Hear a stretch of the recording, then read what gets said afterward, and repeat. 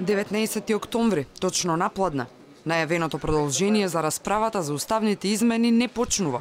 Неизвестност и тензија. Час и половина новинарите ги активираа сите своји извори да дознаат што се случува и зошто седницата не стартува.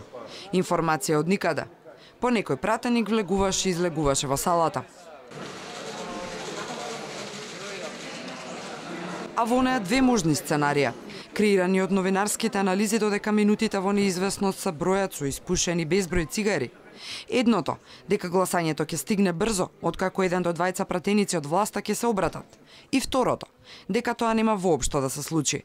Договор нема, опозицијските пратеници нема да попуштат, коментираме меѓу себе новинарски, навикнати на маратонските чекања без никакво инфо од партиите и од собраниските служби.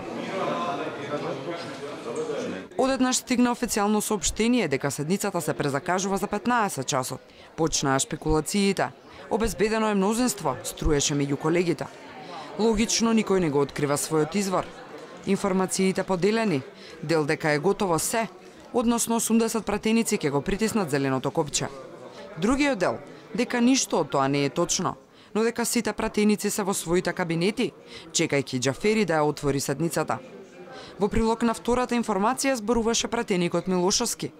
Во придружба на 30-тина од опозицијската коалиција, на ненајавена пресконференција, побара итно ставање на гласање на владините предлози за измена на Уставот, за власта да се увери дека мнозинство нема. Без дополнително одлагање, да ја стави точката на изјаснување, да имаме гласање и да види владачкото мнозинство дека нема двотретинско мнозинство. И тогаш почна агонијата. Седницата не стартуваше. Повторно часови на молк. Пратениците се затворени по кабинетите, чекаме сите, дошепнуваат низ ходниците пратеници од власта. И ништо повеќе не им се чита од лицата. Во салата тензија. Одново влегуваат и излегуваат пратеници. Во очајни обиди да разбереме што се случува, се обидуваме да читаме од изразите на нивните лица. Тешко е. Од галеријата каде имаме право да ги следиме седниците, не се гледа совршено.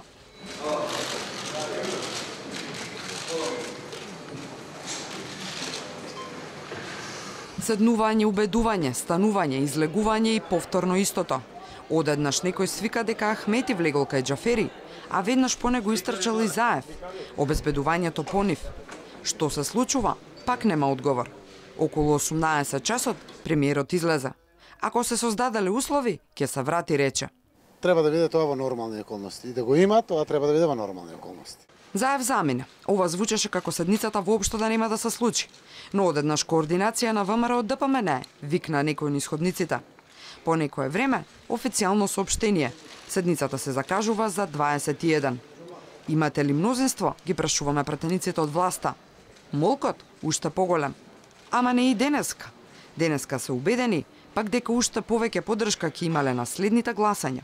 Верувам дека како ќе го движиме процесот, бројката на пратеници кои што ќе дадат поддршка на еднината на нашата држава ќе се зголемува. Уценети пратеници не се демократски глас, им одговори од ВМРО ДПМН. Со закани или со пари, како на тезга на пазар, можеш да купиш неколку пратеници, но не можеш да го купиш народот и неговата душа. Сепак синоќа успеа. Иако со тешко изговорени за од устите на осумината, за кои очигледно траеле боксувањата во неизвестниот ден.